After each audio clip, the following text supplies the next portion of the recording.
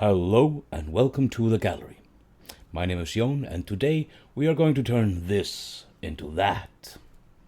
Let's get started and see how we go.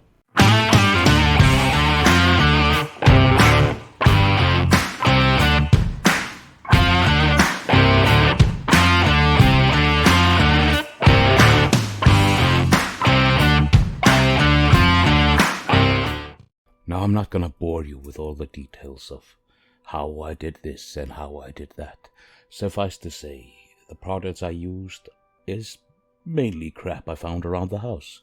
Old piping stuff, old plumbing stuff, some wires, a bit of dishcloth, some Mod Podge glue, and some wheat and salt and water, and hot glue. A lot of hot glue. Can't go wrong with hot glue. But mainly it was just finding stuff, putting it together, and seeing how it turned out. Also I used a little bit of sculpting products. Some self-drying clay. It's not a good clay or the best in any way, but it's actually clay. And my sculpting tools, of course. Also I bought a little skull at a local store for less than nothing, and cut it apart and used it as the servoskull. Now, the star of this project, however, is the porcelain doll set that a friend of mine graciously gifted to me when she saw what I was doing here on YouTube, and she thought I might use this for some fun, interesting build, and I hope I did it justice, for I find this to be a fun and interesting build at least.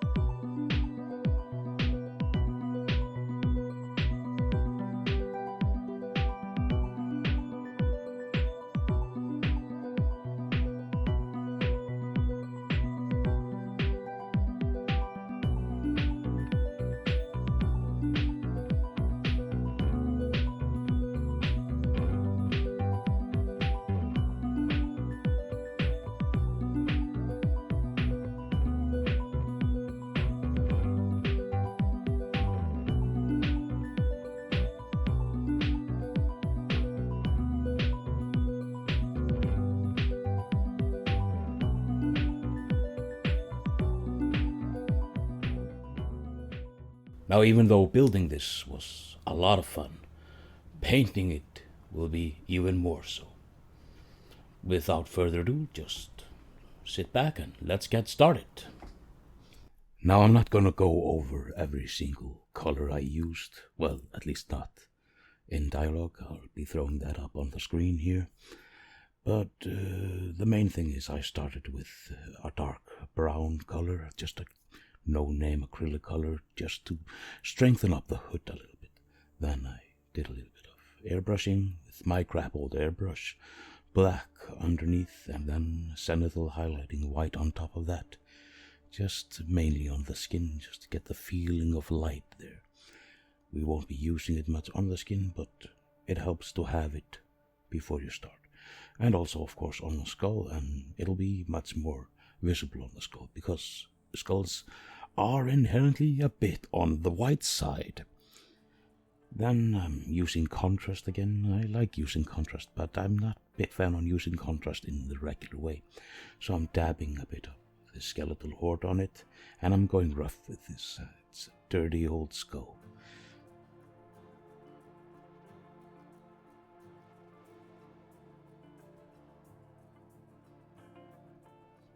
Then a little bit darker in the eye sockets and in the nose and under the cheekbones, you know, where the darkness is.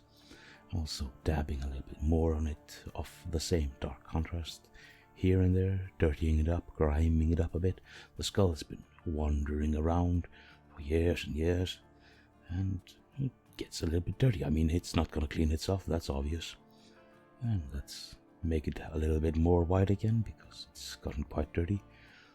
We're going for more of a stapling kind of way. It's rough and ready, so we'll get more of an artistic look. It won't be smooth in any way, but it'll look nice. Well, that's the plan, at least. And popping a little bit of a lighter color as well, just here and there. Just make it pop a little bit. Still going with a stapling motion. We'll be using a lot of techniques painting this, because large surface areas, different textures. You can't use just one technique. Now, again, we're not wasting our good and expensive paints on this. We are using some no-name acrylic paints I bought in some store I can't even remember where. Or, no wait, I stole this paint from my daughter. Yep, that's right. And we're just brushing red on everything, well, on the cloth. And then with a black acrylic paint, really watered down, we are making a rough wash here and there, dirtying it up a bit. Now this acrylic paint is quite glossy, but I'm not too worried about it. We're not playing with this. This is not going on an exhibition. It's just for fun. And then just almost dry brushing some more red just on the uppermost corners. Make it pop a little bit. Then of course, technical for Techpriests. They have to have their gears on the top, so we're just marking it out with a light color and then etching it and filling it in with a matte white.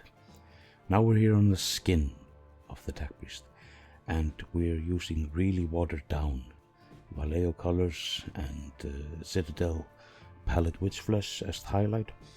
This is going to take a few layers. I'm not going to lie to you, but we are using thin layers. We want this as smooth as possible, because unlike the skull, this is smooth skin. And we are mainly using glazing here. A little bit of feathering, but this is thin colors and many layers. Many layers.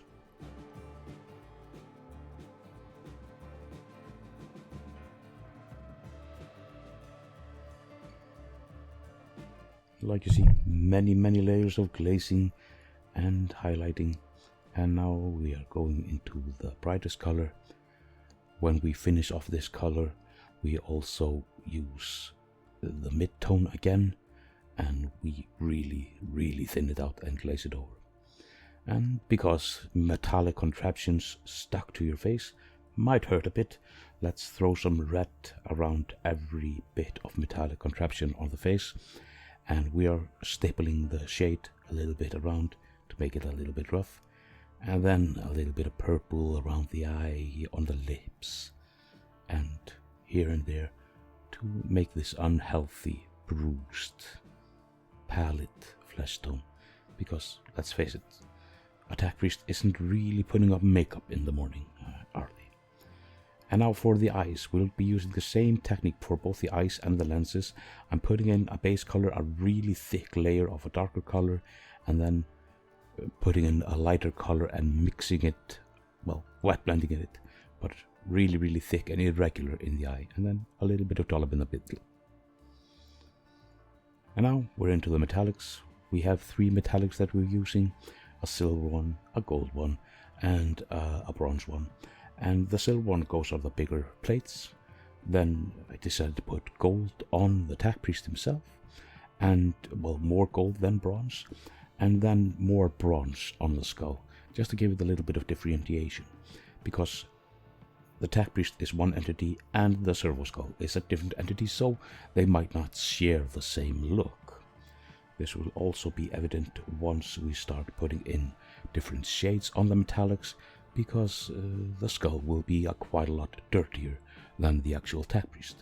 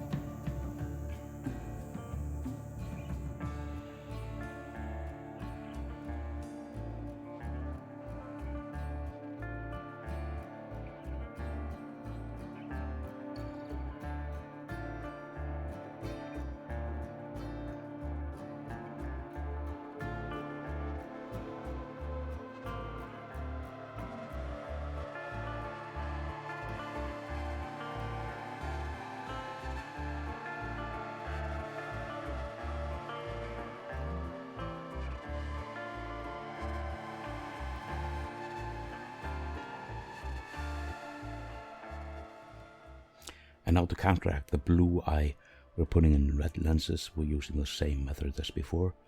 Just a little bit of red and then orange color mixed into the glob of red paint. It's not shown here because I forgot to film it, but afterwards I put UV resin both inside the lens of the servoskull and on the Techpriest, so it made more of a lens feeling on top of it, and it mixed it up a little bit better together. Also, I put some Art Coat Citadel glaze over the eye of the Techpriest, so it looked more wet and more like an eye. I was contemplating doing the same thing to the Techpriest's lips, but I thought, a dry lip. It's not too uncommon, I'm guessing. But like you see here, the shades are a bit different. On the top, we're putting a brown shade on all the gold and bronze, and on the bottom, and black shade on the silver, and on the bottom we're putting in a lot of earthy, grimy shade on all the metallic parts. A little bit on the Techpriest, but mostly on the skull. And then it's just a few cablings. We're not going overboard on it. Cablings are extra. They're just there. We're keeping them dark. We're keeping them somewhat nonchalant. But a little bit of highlights just to make them pop a little bit, but they're not the focus of the painting. A project of this scale has been a dream of mine for many years. And even though it was quite daunting at times, and many times I had no idea where I was going with this, it was quite fun to actually finish it, and I'm quite proud of the end result. So, without any further ado, the grand reveal.